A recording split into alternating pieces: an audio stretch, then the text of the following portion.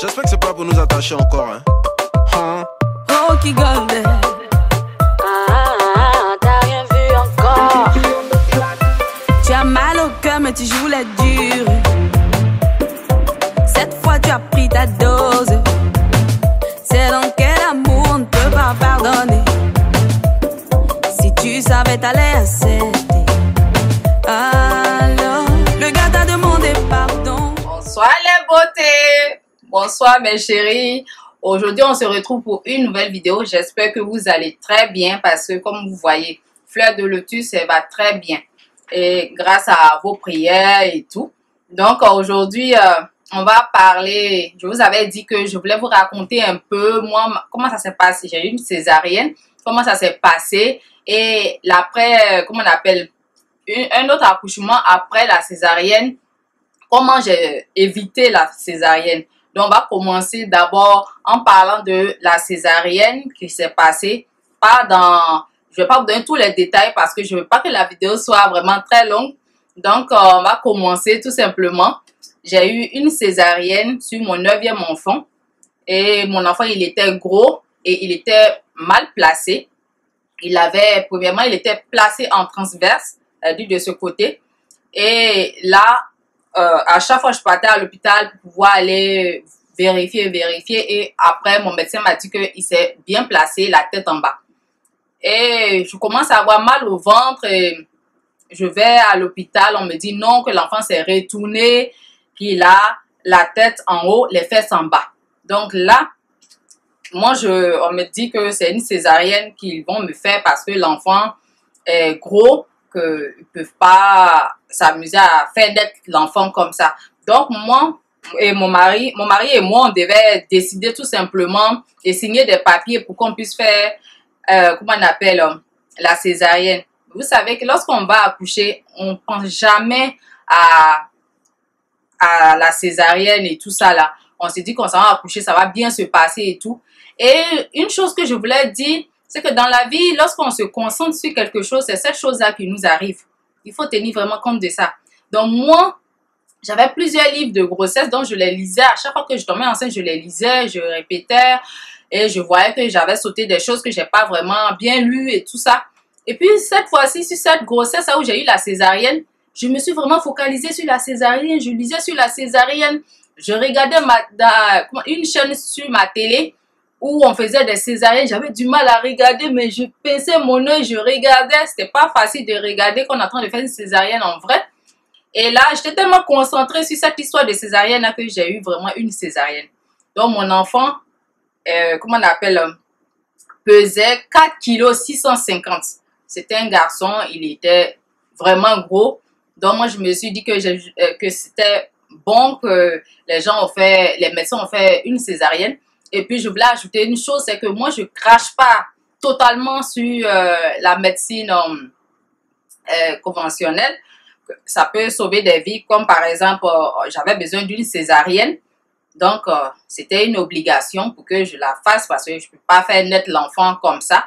Mon médecin, ma gynécologue qui me suivait, me disait qu'après la césarienne, elle était fâchée parce qu'elle n'était pas là. Elle a dit, comme j'ai déjà fait plusieurs enfants, je pouvais faire naître l'enfant. Mais vraiment, je ne voulais pas tout bousiller chez moi.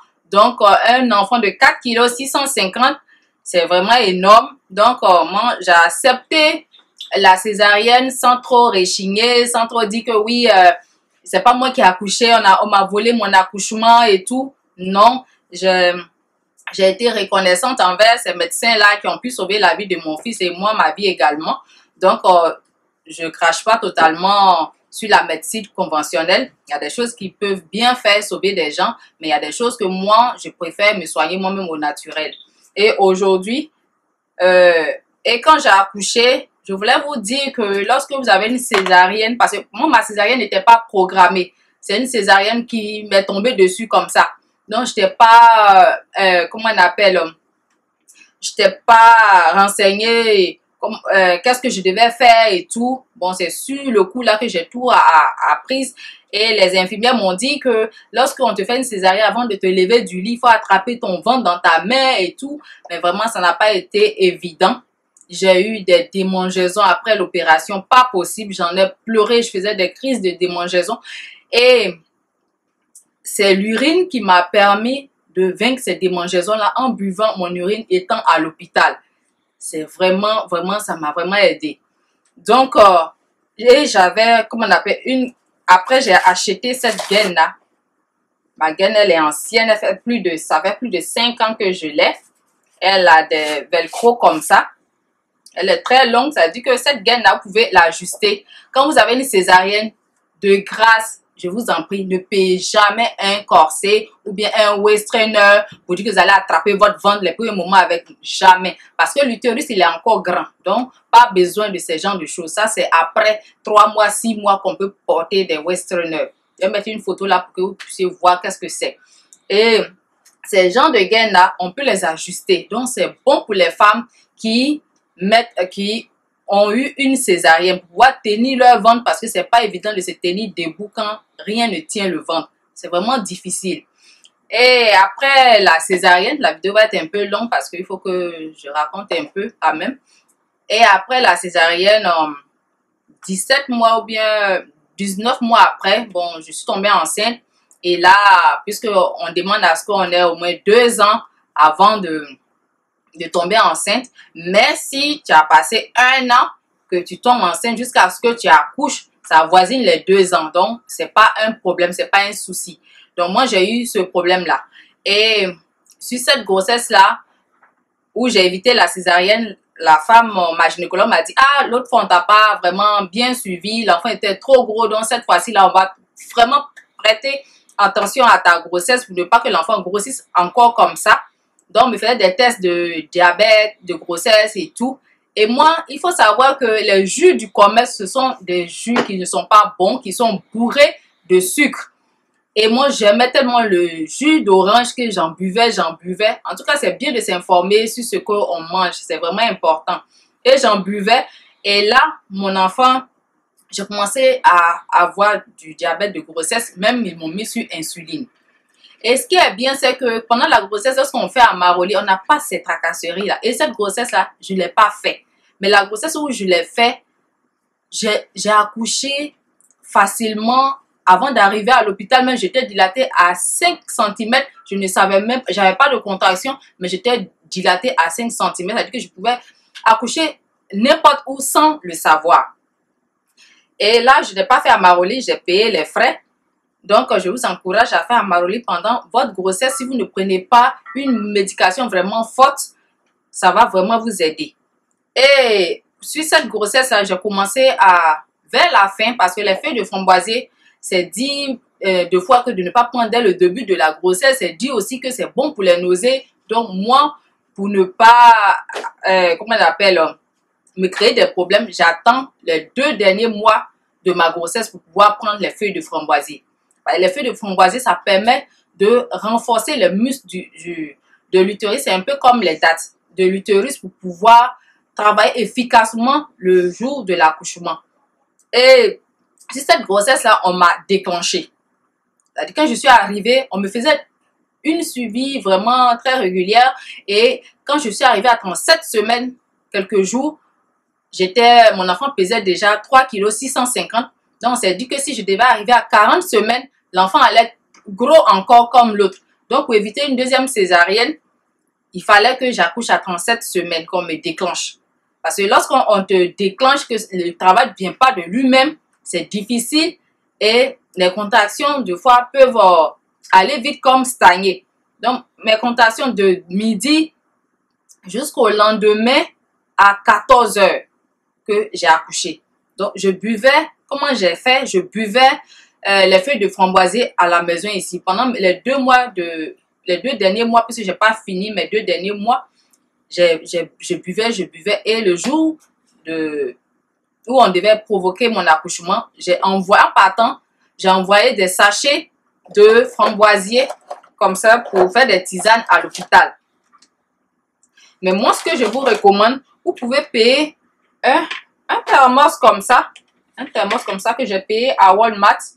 Je sais pas, je n'ai plus le prix, ça fait un moment d'être l'ordre de 39 $ comme ça. Vous pouvez payer un thermos comme ça que vous pouvez chauffer de l'eau et prendre, puisque dans la boîte, il y a au moins 20 paquets. Donc, là, ça fait 1 litre et 1,9 litre.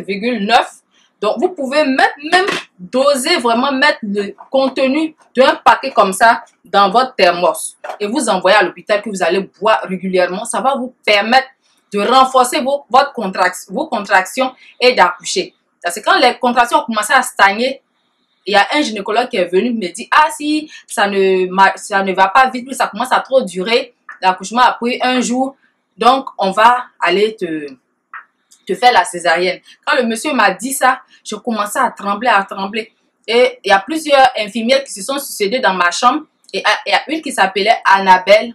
Vraiment, cette femme-là, c'est une belle personne.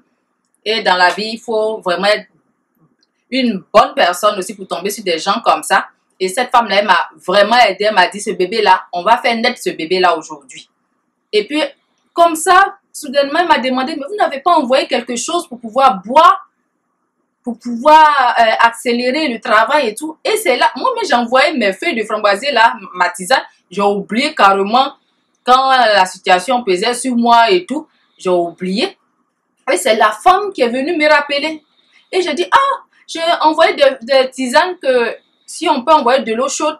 Et lorsqu'elle a envoyé l'eau chaude, ils ont mis, comment on appelle, les tisanes dedans et j'ai bu. La première réaction qui s'est passée, j'ai commencé à vomir. Et lorsque j'ai vomi net, les contractions sont devenues très fortes. 5 minutes, je vous dis 5 minutes après, et l'enfant est né.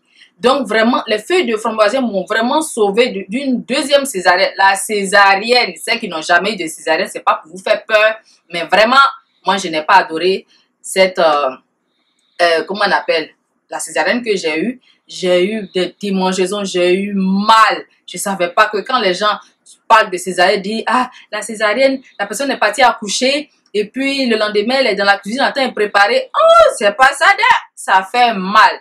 Jusqu'à ce que 2 semaines après, on commence à mieux se sentir. Et la partie où on t'a fait la césarienne, tu ne vas pas la sentir bon moment. Tu ne peux pas faire de sport. Juste prendre ta gaine comme ça. Je vais vous mettre un lien sur AliExpress où vous pouvez avoir ces genres de gaines pour pouvoir attacher votre ventre. Parce que l'utérus, il est encore gros. On ne va pas aller prendre les Westerner ou bien je ne sais quoi là pour pouvoir attacher le ventre et vous allez avoir très mal au ventre. Des femmes, quand elles accouchent, l'utérus se contracte, donc ça donne une douleur pas possible. Donc, c'est ce genre de gaine-là. C'est ça qui est bon après l'accouchement. Que tu aies une césarienne ou que ce n'est pas une césarienne, tu peux mettre cette gaine-là, ça va vraiment t'aider. Et les feuilles de framboisier, il faut savoir que lorsqu'on la prend après l'accouchement, ça permet d'avoir du lait pour allaiter, ça enrichit vraiment le lait et ça permet à la femme, à l'utérus de se contracter et de reprendre sa place. En même temps, ça permet d'avoir un ventre plat. Bien sûr que vous n'allez pas avoir le ventre plat que vous avez avant, mais votre ventre va vraiment diminuer. Donc, c'est cette vidéo-là que je voulais vraiment partager avec vous. Et pour celles qui comment on appelle, qui n'ont pas ces feuilles de framboisier-là, c'est de juste seulement faire Amaroli pendant votre grossesse si vous n'avez pas une forte médication. Si c'est seulement du fer ou bien, je ne sais pas quoi vous prenez, vous pouvez faire Amaroli sans souci. Donc, pour celles aussi qui n'ont pas ces feuilles-là, qui veulent faire Amaroli, il faut boire régulièrement Amaroli sur la grossesse. Ça va vous éviter même les problèmes pendant la grossesse, les diabètes de grossesse par-ci, par-là. Non, non. La grossesse va bien se porter, vous allez avoir de l'énergie et tout ça. Et il faut garder de l'urine fermentée.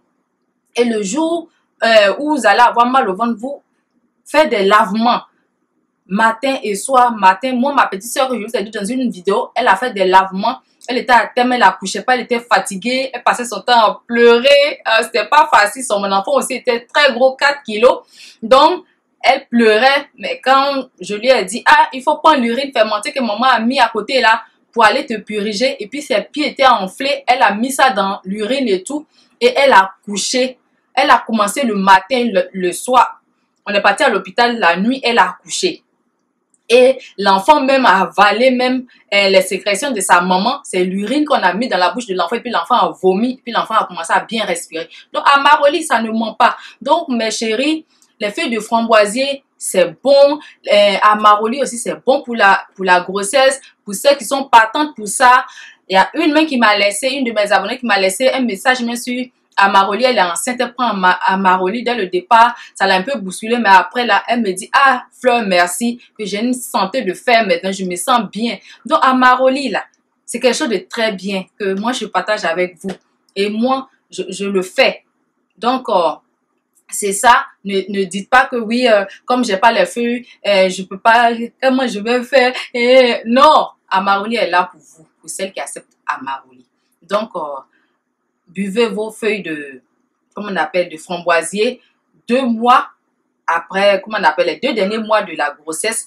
Et puis, vous continuez après la grossesse pour reprendre, pour que l'utérus puisse vraiment se positionner correctement, pour pouvoir perdre votre ventre et tout ça là. Donc, en tout cas, j'ai été ravie de vous raconter mon expérience, si ce n'est pas dans les moindres détails, mais quand même, je vous ai dit un peu sur cette expérience que j'ai eue. Donc, merci de m'avoir suivi et à bientôt pour une nouvelle vidéo. Bye bye!